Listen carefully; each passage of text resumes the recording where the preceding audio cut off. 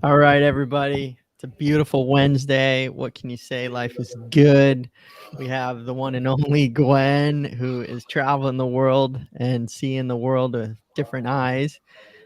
Daniel, where this incredible waterman is going to join us today. He may be potentially sleeping in, but if he does pop on, we'll have him. It'll be exciting. He's been traveling on the Cabrina tour, hitting all these different locations. We have a big list anyhow, so we can go through it with you all. But today we just want to go and share kind of some awesome spots in the United States that have been kind of maybe unheard of, that are kind of great spots for kiting, winging, water sports in general. We're going to go over some big questions that have been asked through our Patreons and kind of like I guess the most asked questions, I guess, to us, and we'll go over those. And then anything from you guys, feel free to chime in. We're here for you. We do this for you. And yeah, we're excited to get this going. So happy Wednesday. Yeah. So it's definitely a tricky time right now because I'm on the move. Daniel is on the move. So to make this episode today is extra complicated to organize. Um, and that's also one of the reasons why maybe we haven't been as consistent with the live show. It's just hard to plan when you're on the move. But what's cool is Daniel is doing the second edition of the US tour, which I did last year, but I wasn't able to do the entire tour around the US. Basically, we kind of ran out of time and we skipped the south part of the US. And Daniel started with this part. So I think that would be a really good. We'll get really great information from him. We did make a video after the first tour on our top 3 spots, but now Daniel will be able to chime in and let us know if he found a perfect spot in the south. So that's it on Daniel's part. And on my part, I'm still on a Euro tour, and I'm right now in Tarifa. And I would say Tarifa is very crowded in terms of like how many riders on the water. It's absolutely insane. The wind is pretty consistent. I would say it's about windy every day. Um, So windy that Gwen had his camera blown over and broke his camera. yeah, unfortunately, yeah, accidents happen. With it in 2 seconds, $4,000 destroyed. So that is not super awesome, but So if the that's quality of the videos in the future go down, everybody, you'll understand why. so yeah, yeah. Yes. Well, so I'll get into it because I've had some communication with Daniel before this, and we just want to dive right into this. So here's some cool spots for all you guys just brainstorming, looking for new spots to kite surf, wingfoil. I'm going to give you a couple that's just kind of on the south, going into kind of the Gulf area, and this has been part of his tour. But a really magical spot is up in Gulfport, Mississippi.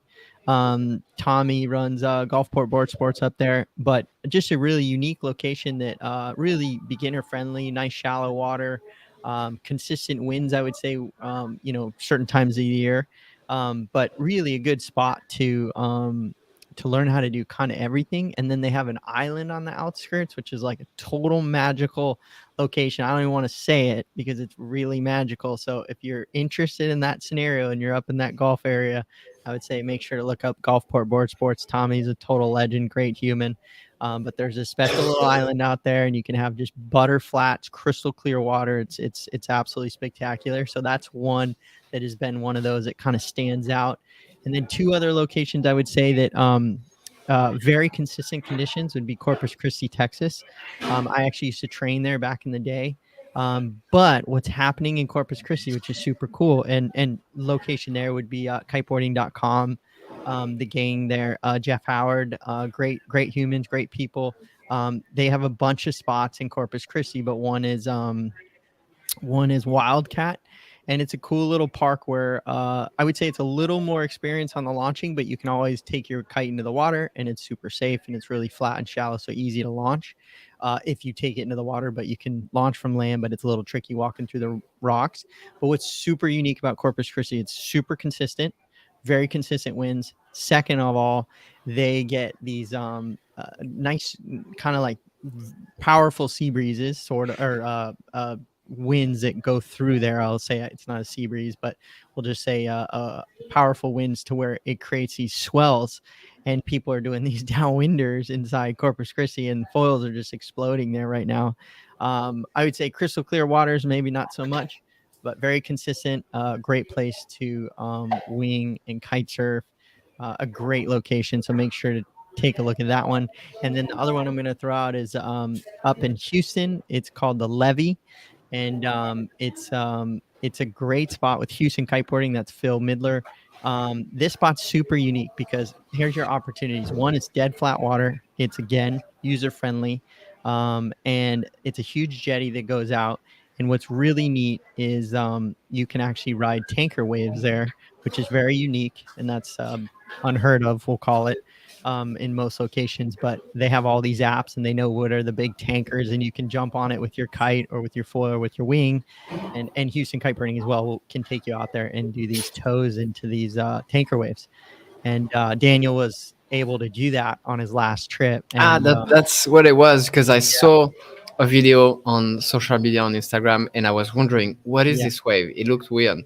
Yeah, and they're super fast. So that's the very unique thing is unfortunately I had the opportunity, like Daniel, years back to ride it on a SUP, and we had a front line coming, and it was just butter perfect, glassy, like would be all time. And this front literally hit as the wave came, and it was blowing like 60, and I just got blown off the board. It was like the perfect storm hit exactly when we wanted it to be glassy. Yeah. But one of the coolest experiences, so make sure to check that out. That's Houston Kiteboarding. They do it out at the Levy, and just a great kind of hidden location in the city area, and a lot of opportunity there. Great learning experience, very safe. And I think Daniel's already over into Arizona, and I mean, is he down in Mexico right now? No, he's already past that. He's somewhere in between. He's transiting to Hood River right now, so he's Gotcha. in between San Francisco and Hood River. Very cool, very cool. Well, so the next top spots are, I would say, the Delta in I guess that would be San Francisco, outside of San Francisco. The Delta, it's a really cool location. What about I know Harry always talks about his like favorite spot for winging somewhere in, I don't. Sorry, I apologize. Yeah, in Pensacola. So in Pensacola, Florida, there's a really unique spot, and it's like a little jetty. And actually, let's just say this: if you go up the Florida coast and you bend into the Gulf, sorry to be this way, bending into the Gulf, that area there, Destin, Pensacola, XL Kites in Fort Walton. Fort Walton's an incredible spot. Again, that's XL Kites. Great location to learn e-foiling, wing foiling, kite surfing, you name it. But what's awesome about that Pensacola, to call it pretty much all the way up into almost Alabama, they have like literally the whitest sand beaches on the planet. Like, mind blowing. I would say, and Daniel, if he was on here, he would say the same thing. But the worst part is when you do a demo, you literally take all the sand with you because it's like that powder perfect sand. Like, you literally can't get it off anything. But Pensacola is a magical spot. Harry loves that location. He actually drives there a lot, and hits it. But yeah, those are just some, honest tour, some unique spots that people, open your brain up to different locations. I think there's so many incredible places out there. But maybe we should jump into some questions that we've been getting a ton of. Gwen, what do you think? Yeah, let's do it. And then just I would say also, like, I mean, favorite spot of all time in the summer is definitely Hood River. That is the one spot you don't want to miss. Yeah, and for all those out there, really, for winging, the reason why Hood River is so magical, and it's just for everybody, is, let's just say you have a family. You can take them to Mount Hood. You can go up. You can potentially go skiing in the summer. You can take them to Meadows, which you can do alpine slide. You can go rock climbing, biking, river rafting. It's just a really outdoory thing. Yet you can wing foil some of the best, downwinding in the gorge there. You can windsurf. There's a lot of opportunity there. So Hood River is a very kind of one of those top spots for sure. All right, let's jump into some questions here.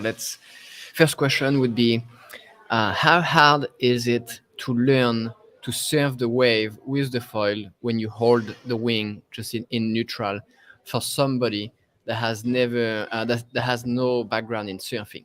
And I mean, this is kind of like what makes winging so special, is the ability to ride a wave on foil, put your wing down, and now you are truly like using the wave, where you can't really do this in with kiting. You always have some tension on your kite.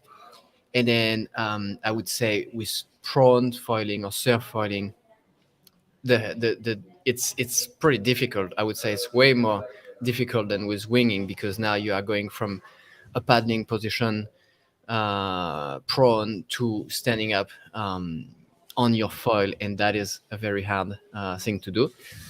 But that's the thing with the wing. The good thing with the wing, I would say, it is achievable. Yes, it's not easy. It takes time.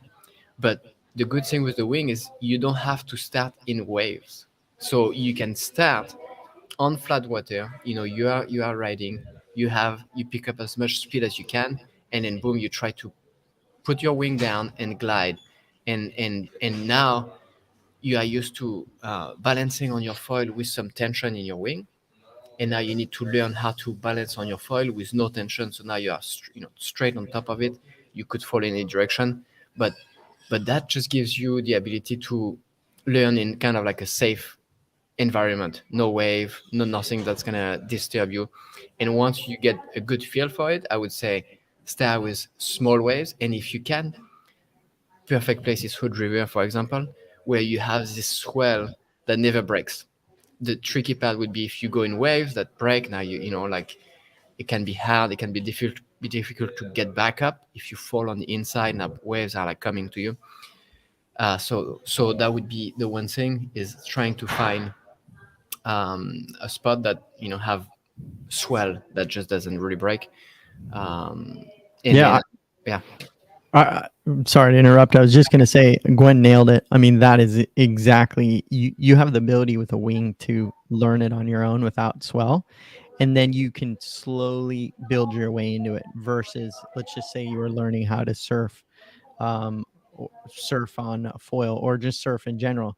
You kind of need a wave that's going to have some punch to it to actually catch something. So you have a harder learning curve, I think, than this ability like Gwen spoke about, where you can literally learn how to ride the foil gliding on flat water.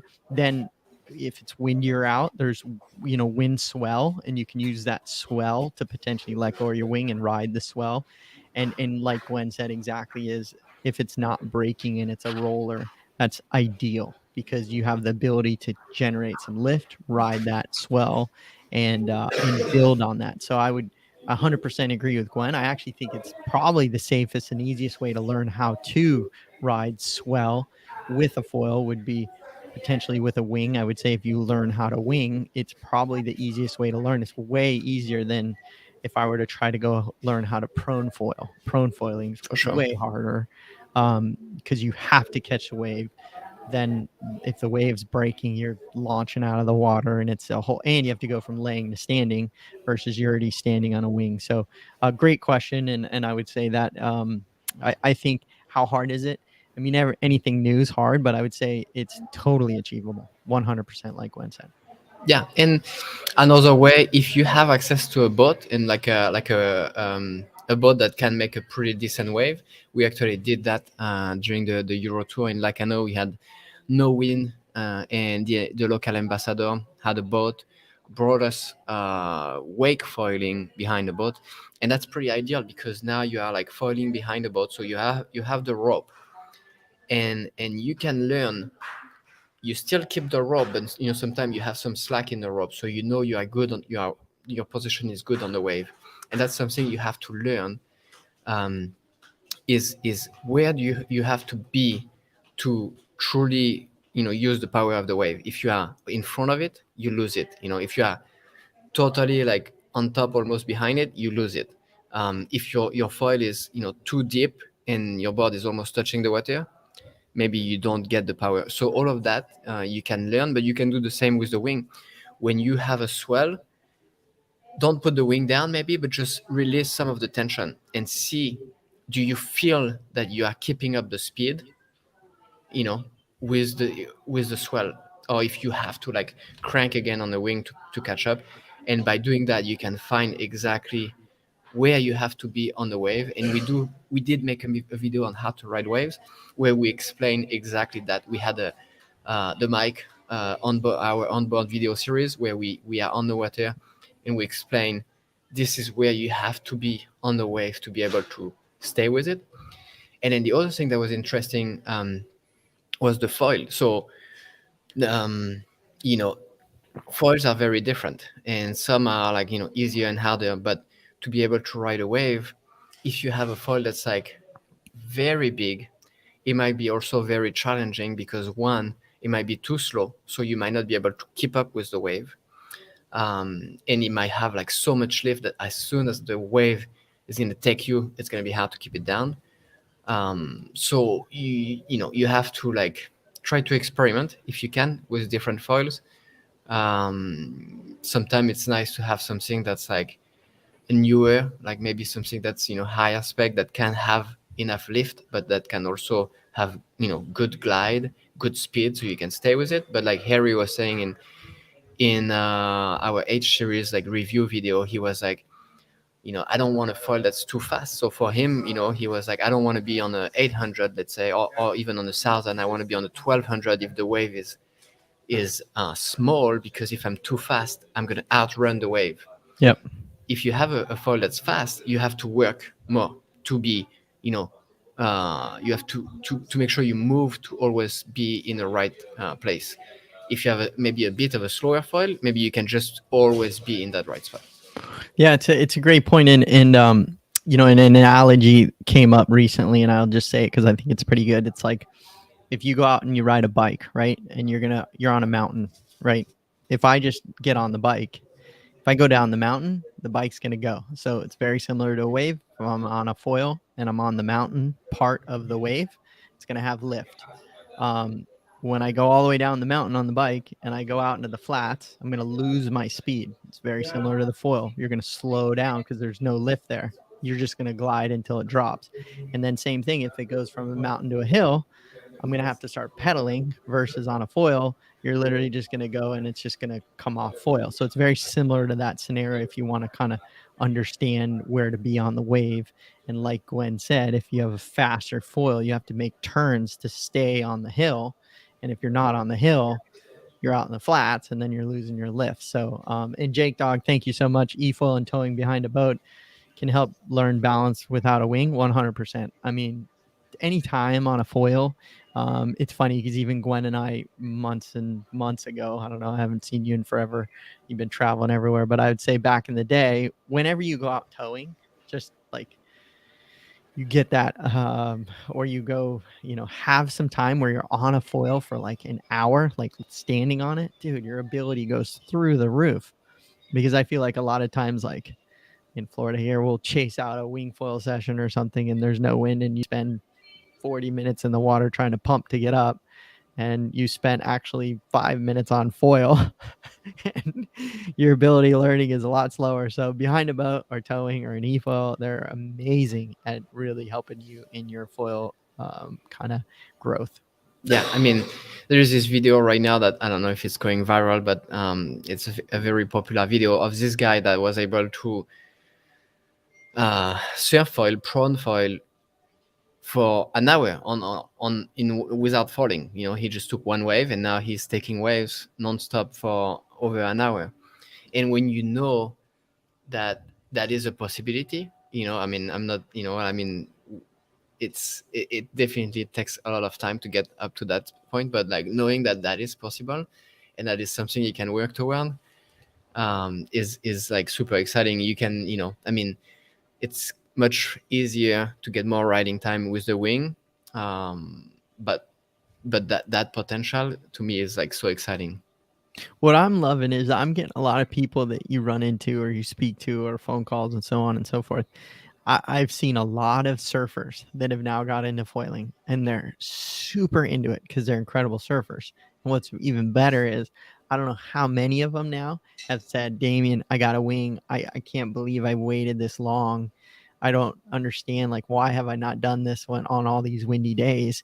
Because they're realizing that on a windy day, I can ride a wave forever with a wing because you can ride the rolling swells of wind and so on. And it's totally changing the perception of wave riding. I think, foiling's, it's here to stay, everybody, and it's definitely going to grow. So I would say anybody that's debating to try it, look up your local dealer, anybody to kind of give you that little safety side. It's not going to hurt, or, watch some of our videos, whatever we can do to help. But I would say it will change your life. You'll have a wonderful time. And I think it's one of the coolest things I've experienced. So. All right, so we have another question from Nico. He's 5'9", 170 pounds. He's going to be riding on a lake where the wind is most of the time 5 to 15 knots. And he's wondering if he should go with a 7 meters or 6 meters. Right now, he's still he's gonna start with a stand-up paddle, and then he's gonna upgrade to a foil. So very beginner stage. And yeah, he was wondering if he should go also with like maybe start with a smaller design of a wing or a newer wing. Yeah, so this is a good question, and I'm glad this is asked. This is asked a lot, and I think there's a simple solution to this to anybody out there listening in, and that is whether you get a 6, a 7, an 8, whatever that wing size may be for lighter winds, even a 5, 6, 7, 8. I would say the most important thing, whether it's a 6 or a 7 or an 8 in that bigger range size, is to have a board that floats you total ease. Because if you have volume where you can stand there, those size wings are just going to give you the pull power to go. But in general, the board is the biggest, I guess, helpful tool because you're already standing there on the water. So all you need is a little push or a little pull from the wing and you're up on foil. So technically, as long as you have a board that floats you, and great way to learn, like he had mentioned, is to be on a SUP first and get good with the wing and then morph to his board.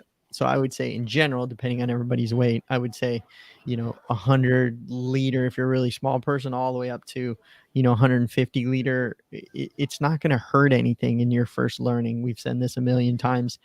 And then as far as foil wings go, I would say Gwen and I, after seeing so many people learn, I would say there's two things to think about. And one is, if I'm buying a foil for, like, if I'm pretty athletic, I think I'm really going to get into this, I may purchase a foil that's a little more medium to high. Now, it's not ideal for learning in the very beginning because it may be a little bit fast. But if I'm brand new and I want it super safe, I may actually go low aspect or even draggier of a foil, larger, because I don't want to go fast. I just want to learn the basics. And Gwen's wife, and even my wife, a lot of women tend to want to ride a little slower because even at 5, 6 miles an hour, 7 miles an hour in speed on a foil, it feels like you're going like 15, 20 miles an hour. So it's a lot for people to take in, and you're managing a wing. So just two things to think about, I guess. Easiest way to put that in a better description would be, if you're looking to be a little more advanced and you feel like you can pick it up quick, I would definitely lean towards higher aspect, a little more performance, maybe a little bit smaller, because you'll be there. But if you're looking for just the easiest, smoothest, simplest, safest, medium aspect, a little bit larger, a little bit slower, a little bit draggier, it's not going to hurt anything. It's just going to make your process slower, easier, comfort. And then what's cool about all the foil companies out there now is you can just swap the foils out and you could potentially put on a different front wing. And now you have that more performance for your ability as it improves. Yeah. And knowing also understanding the conditions, the wind condition, because wing foiling is already hard, and if you go when it's not windy enough, it is going to be hard. and you are going to struggle because you don't have the skills, and because it's just hard to ride in light wind. So I would say a good, like the perfect wind to learn would be, I would say, probably about 15 knots, or yeah 50, I guess about 15 knots. um, and you will need more power. So you probably will be on a wing that is maybe one size bigger than riders that have more experience, because they know how to pump. They can get up, they have just enough, and then they are riding and no problem. For you, you don't quite know how to pump, so you need extra power to be able to get going. Basically, I would say, if you are on the water and you are taking like full power with the wing, and that is not enough to get you up on foil, it might just be because the wind is not strong enough. And don't worry about that. Don't feel too bad about it. That doesn't mean it's you shouldn't go that day. It's always You're good. still learning. Yeah, Yeah, I was just exactly. gonna say you're still learning. Any time on the water is good, and I know Gwen was gonna say that, but Exactly. It's like it's the most important. Like if you just like wait for 15 knots and you don't go when it's 14 or when it's 16, then it's gonna take you 3 years to learn. But so you just go like, if it's light, sure, it's not gonna be ideal. So don't beat yourself up because you're not succeeding. It's still good. You're still making progress. Anytime you are on the board balancing, understanding how the wing works, this is only going to make you that much better when the wind is perfect and you can get up. yeah. And Andrew for chiming in. Yeah, e-foiling, towing, it's more advanced for sure. I would say it takes a really good pilot to tow on an e-foil, and it definitely helps have a little more volume in the board behind. But it's one of the coolest experiences because you're both having fun on foils.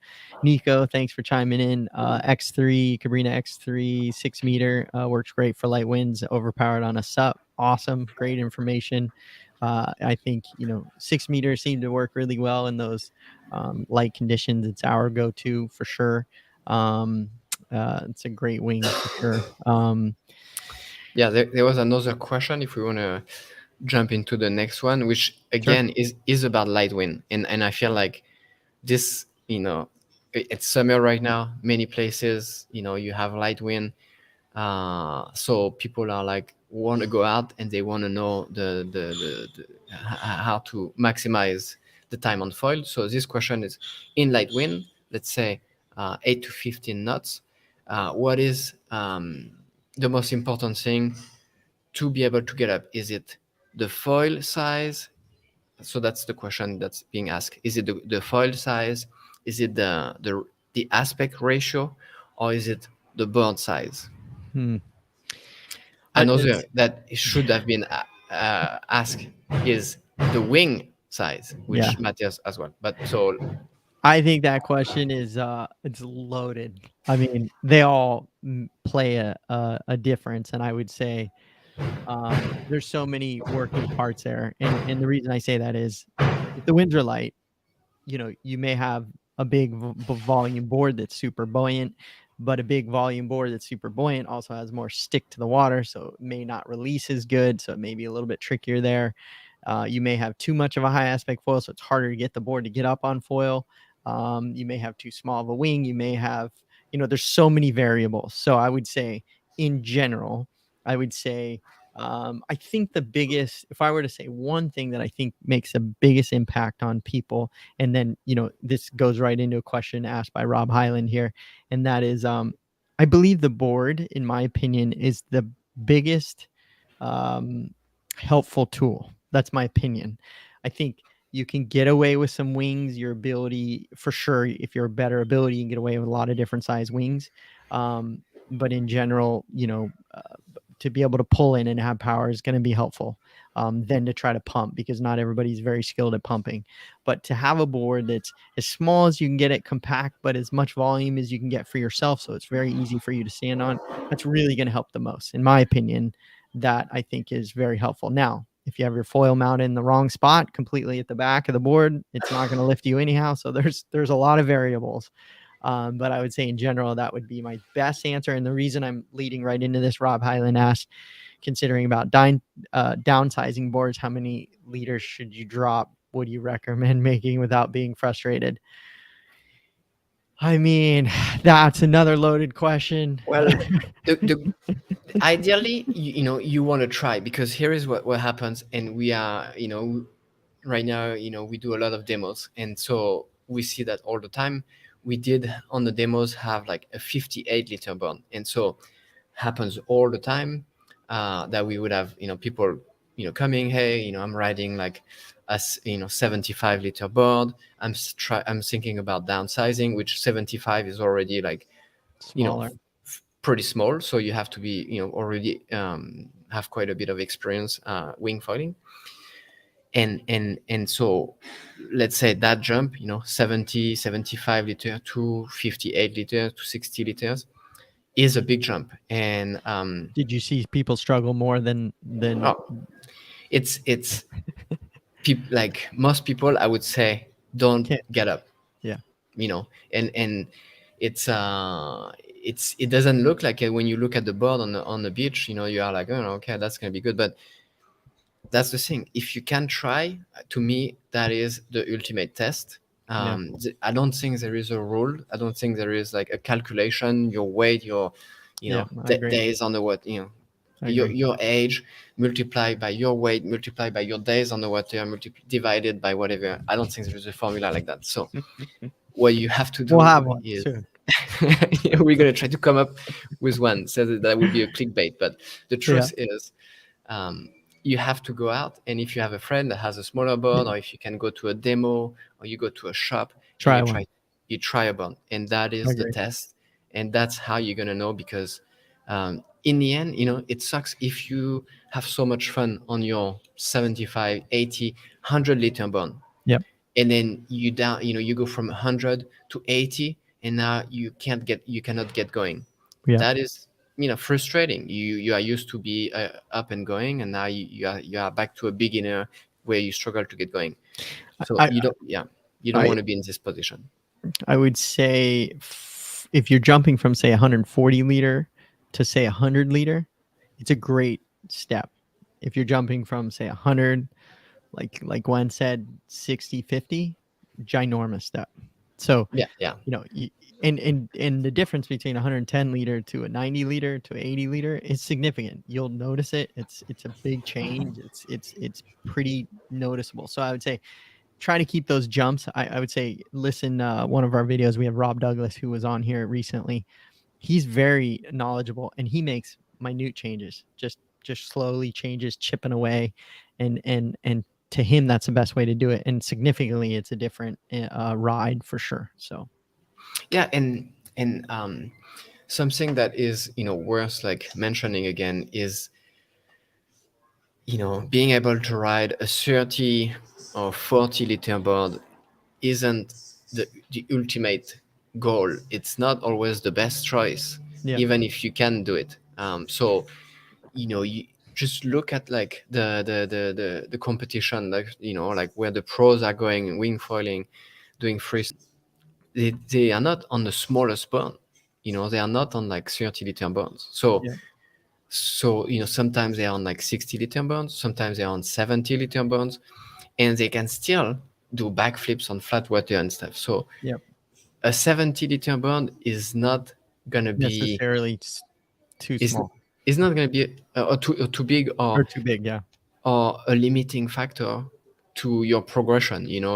So you can have so much fun, and on even a 90 liter board, you can do jumps, you can do tricks. Of course, sometimes it's nice to downsize, but just don't put in your head that like I want to be able to ride a 40 liter board or 30 liter board, and that will be the ultimate thing.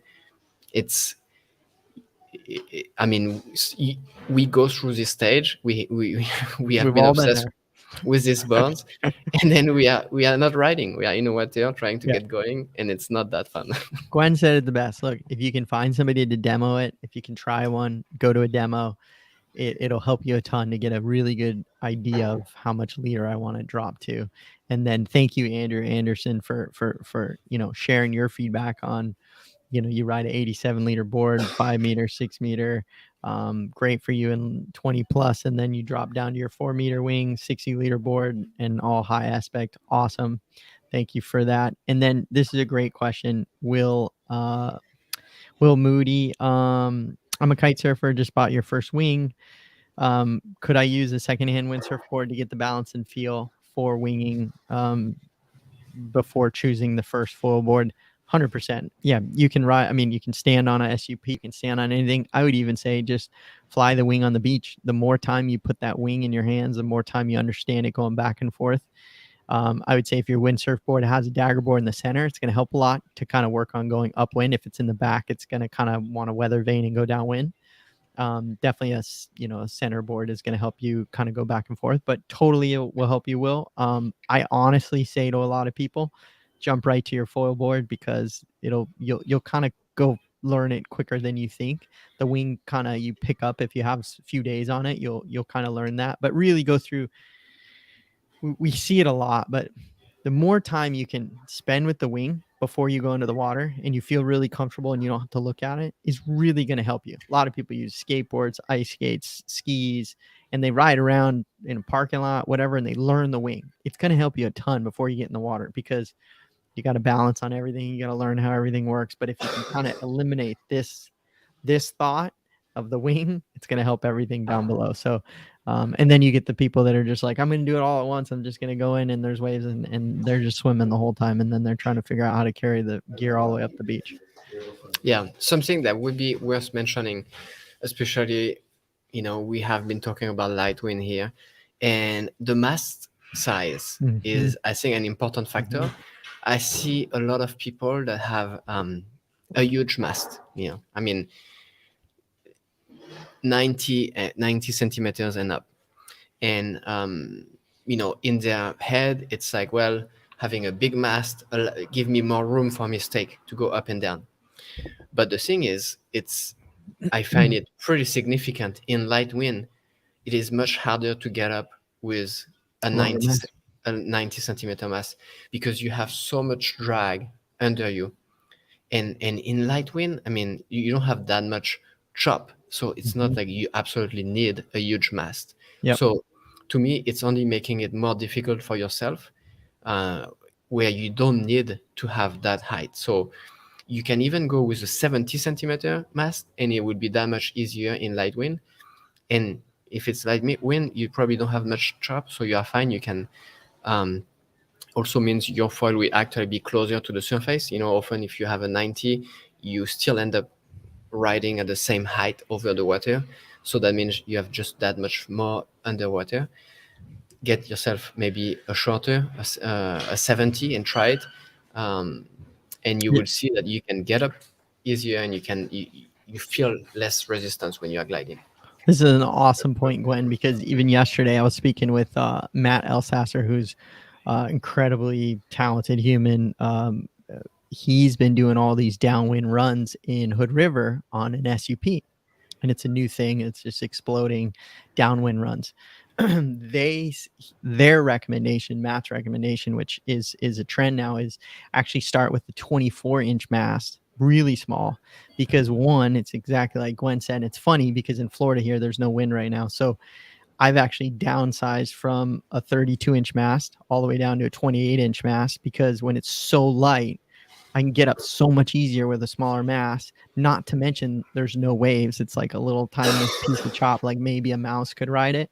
The smaller the mast, the higher my wing is. So I'm in the lift easier than if I have a longer mast. I have to stay in that perfect spot. So tapping into that again, people are actually running smaller and smaller masts to get the lift, be high in the lift on the wave or small chop. So something to think about. I agree with Gwen 100%. I think people learning, not to mention people are learning in shallow conditions, and smaller masses are going to help with that. Great information, 100%. Yeah. And weight too. I mean, if you are going to end up way downwind and you have to carry your gear, I would rather be carrying a 70 centimeter mast than a 90. centimeter mast. So small mast. I'm all about small mast. I've been riding small mast quite a bit, and I enjoy it in a lot of different conditions. Yeah, I literally like always rode a 32. That's it, just 32. And now all I'm riding is 28. Yeah. And it's because I literally can ride the swell better. I can now. Let's take it into consideration. If I was in Hood River and it's blowing 40 and it's choppy and it's crazy, I'll ride a bigger mast for sure. But I would say in really light conditions, it's not going to hurt you. It's less drag. It's going to pop you up. It's tricky. Yes, you have to stay in that sweet spot a little bit. But you know, something to think about when you're picking foils for sure. Cool. And Well, thank you, Will, and thank you, Andrew. Yeah, we appreciate you guys. I mean, these are all great questions, and honestly, Gwen and I, look, we don't have all the answers. We're just sharing with what we've seen, learned. Hopefully, it's helpful. You know, it's just trial and error.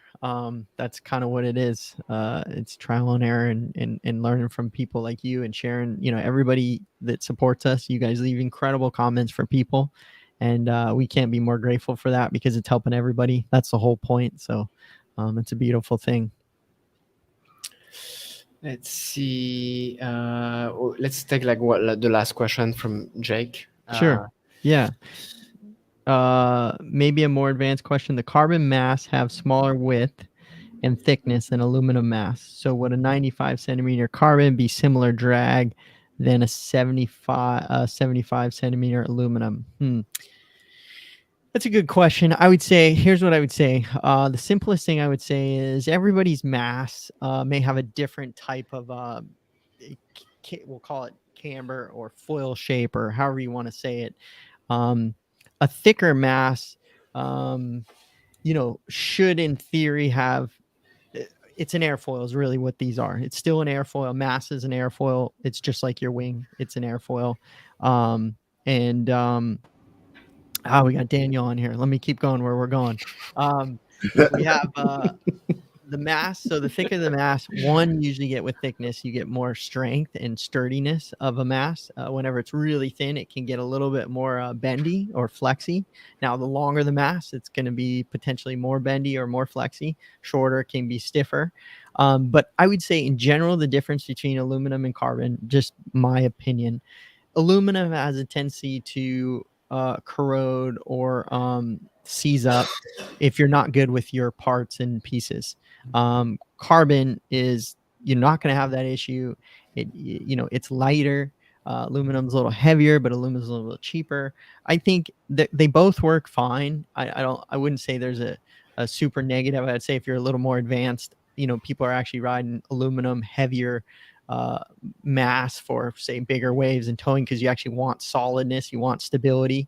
But in general, I would say carbon, I think, is, you know, friends would walk up to me, a nice thing because it's very, you know, light, efficient, easy to pack. You know, aluminum becomes a little bit heavier, a little more material, but they both work great. Just to add something here, because I don't know if it's necessarily true that the carbon masts are like thinner. I think it's every company's shape is different. And I actually think often you will find the carbon mast is actually maybe thicker because it's harder to make a carbon mast stiff enough. And with the aluminum mast, sometimes they can be stiffer. And so sometimes you will find like the aluminum mast is actually, you know, not as thick because it is stiff enough. So yeah, I think it really depends on the mast, and I don't think there is a true like rule that says, you know, like a 90 centimeter carbon mast has as much drag as a 75 centimeter aluminum mast. It really depends. I think all brands are different. It's a tricky question. I would just say, you know, in general, those differences that we kind of just described would be the biggest differences, I think, aluminum versus carbon, in my opinion. So now here is an exciting news. Daniel just joined us. we made it. We are 4 minutes past the end of the show. Yeah, we have Daniel on. So Daniel's the Southeast Cabrini rep, who's a total legend, incredible kiter, waterman, you name it. And he's doing this tour, which we spoke about a lot of locations before that you've been traveling through. We'll run this for 5 minutes more just because we Where got you real quick. where are you, Daniel, right now? Yeah, where are you now? Currently in Trinidad, California. Wow. Are you Yeah. on a truck stop or where? Yeah, full on truck stop right Nice. now. We were just kind of scoping out locations up the Northern California coast over the past, I guess, day and a half since we left San Francisco, and service is a little harder to come by up here than expected. Yeah. What like Do you have any? Go ahead. we kind of introduce what you are doing. You are doing the US tour for Cabrina, doing demos, traveling. So now just saying that, people have an idea of what it is. Oh, wow, this guy is traveling around the US, winging, kiting everywhere, living the dream. How is it? Is that like the true reality of everything? It certainly has some pretty dreamy aspects to it. I'd say, overall, it's work for sure. We're showing up to the spot, pumping up demos, getting people on the water, stoking people out, and at the end of the day, it's not a bad way to make a living, and it's been a great opportunity to see the country through the eyes of this way. It's really been such an interesting way to see it all. I've been on the road now for a little over a month. I left Miami June 2nd. We're going to Hood River, Oregon today. The longest drive of my life, and it's pretty wild that like wind sports and kiting and winging is really it's everywhere in the country. It's been really cool. Is there a spot, Daniel, that stands out? We spoke about Pensacola, Gulfport, Corpus, Houston. Is there a spot right now that you've traveled through in the RV where you were like, nobody knows about this magical place, everybody should know? Or are you just keeping that to yourself? Yeah, I can't tell you guys that one. No, I'd say overall, I think my most favorite location so far it's a tough one because right now, with kiting and winging, they're in a way they're two very different sports, and I think they're two very like you could really have like different places, be better for one than the other. But I'd say overall, the coolest location I've been was Christi Fields in San Francisco. That place is just it's insane. It's kind of gnarly. It's cold. There's current, Alcatraz and the Golden Gate Bridge, and the city's right behind you, and ferries and container ships going all different ways, and you're kind of winging in between all of it. For me, that was the coolest spot so far. Sure. Yeah, I love kiting under or winging underneath that Golden Gate Bridge. Pretty spectacular. When you're kiting under it, you literally think your kite's gonna hit it, and you're like so far away from it, but you're like, whoa, it's gonna hit. Yeah. I mean, it's definitely challenging condition. I found I went there last summer as well, and I found that the riding level is very high there because it's quite a demanding spot to ride. But what I love about it, even though it's in San Francisco and it's kind of like this like iconic place, you can park right there. It's grass to like pump your wing or your kite. It's you don't have to pay. You pretty much can park every day. It's never full. It's super convenient, and that was one of my favorite spots as well. Totally. Just the group of riders there is it's a positive group of guys and girls. They all rip. Cabrina has some pretty established presence there with the VAR family. Henry VAR is like a 13-year-old little ripper. He was actually out in Spain, I guess last week with the GKA tour competing, and man, him and his dad are out there charging it, helping people rig their gear, answering questions. Jacob Rosenberg, I think you guys have spoken with him quite a few times with Tajima lenses. He's out there ripping too, throwing huge airs, and so it's cool to show up and see just like such a solid community at a pretty heavy spot, to say the least. Was there a swell while you were there at the what's the fort at the bottom of the I can't remember. I don't remember the name of the fort name, but the South Tower was certainly going off a little bit. I guess the tide was ebbing while we were there. So unfortunately, I only was able to get one day there, and that kind of leads into a different story. But the swell was ebbing, so it did kind of stand up pretty nice around the South Tower and worked into the fort a little bit. The most exciting part of the session for me was Jacob told me to keep an eye out for the ferries that were coming in and out. And I think at first I was just kind of overwhelmed with the whole spot, and it was like tough to keep my eye on something happening. So I got up under the bridge, we were ripping around, followed some guys up there, and then 2 ferries were coming back into the swell, downwind. And I jumped on those ferry wakes and rode them, I think, for 30 minutes, like all the way into the bay, down past Alcatraz. That's so cool. That was cool. Yeah. And Will, it's scary. In. Yeah, it's a little scary. Yeah, Will had a really good question here, real quick, and that is, are all the foils? Can you mix and match foils? Are they all interchangeable? Are they all compatible? Incredible question. I would say, Will, unfortunately, there's so many brands coming in right now that most in general, they're trying to make the tracks of the foils very similar somewhat. But I would say screw sizes and board depths, and I would definitely do your research. Make sure you ask a shop or a partner. Just make sure that they, do your research and asking people, because that's why, there's incredible companies out there like Adventure Sports and Matt Kiteboarding and all these companies that can help you answer some of these questions. And I highly recommend it, because they aren't all necessarily interchangeable or compatible, unfortunately.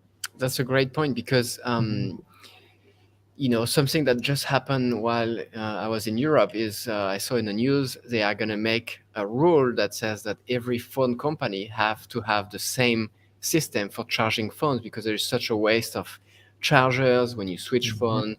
And I was like, this is actually a great idea, so that you can charge your phone all the time. And it would be nice if, like, in the kiting industry, it was like the same, and like all of the foils, there is a standard. We pick the best system that is, and we all agree that everybody's going to go with that. That would be nice. I don't know if it would ever happen, but it would be nice for sure. It's nice that we're to a track system. We've walked away from just the Tuttle and power box mounts. I think that was a really good first step, and at least like a universal direction for foils. One board on another brand's foil. You see a lot of different people, not necessarily riding like a Cabrina board and a Cabrina foil, like another brand's board and our foils and back and forth. It's nice to see a little bit of crossover there, and you can really dial in your ideal setup because of that too. It's quite nice. Yeah, 100%. Well, we got to jump into our patron show, but we always, Daniel, end on like a motivational note, and just, first off, everybody out there, thank you so much. And thank you, Daniel, for taking the time and sharing. I know you've been on this incredible adventure, but, you've been traveling here a while. You've had some time to think. You've met a ton of people. Is there like one thing you'd want to say to somebody out there that is maybe on the fence or maybe hearing this for the first time, and they're like, hey, I don't know if I should do this. I don't know. Is there something that you'd want to say to somebody, or something you've learned on this little adventure of yours? I'd say put yourself out there and go with the flow. You can't always plan everything, and that's fine. And I think approaching it with a mindset of not necessarily always what happens, but just being okay with the outcome of, the effort that you put in, I think is it's a pretty good thing to take home and abide by. I love it. Yeah. I mean, I'll tap on that and say, I think expectations. I think a lot of people have, okay, today I'm going to learn how to wing foil. My expectation is I'm going to wing foil, and that's my expectation. And I get crushed when I didn't even get on the board because I couldn't even stand on it. That's a huge thing that happens in life, and even myself. I mean, there's many things I go to learn, and I'm like, gosh, and you just get deflated. But I think, like you said, Daniel, it's spot on. Take it for what it is. Take the conditions that are given to you. My wife is learning, who's the most amazing angel on the planet. I love her to death.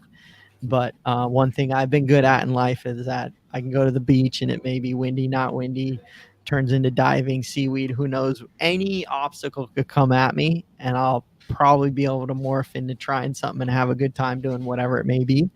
And sometimes, people get caught like, I'm going kiteboarding, and then all of a sudden the wind dies. Well, then my day is ruined. But really, it shouldn't be. It should be, I can go swim in, take a look at the fish, who knows what. Just always be open for those changes. Exactly what Daniel said. I think that's so spot on. If you live that way in life, your quality of life will go through the roof with absolutely everything. It can even be just going to Starbucks and there's a line. You can be like, well, in this line, I'm going to take some time and think about my next things I'm going to do or whatever, instead of being like, holy crap, I'm late, I'm this and that. It's how you look at it. Yeah, I think don't let like the fear of even just making a mistake, making a wrong choice, stop you from doing something, moving forward. I mean, whether it's choosing your first setup, it doesn't have to be perfect.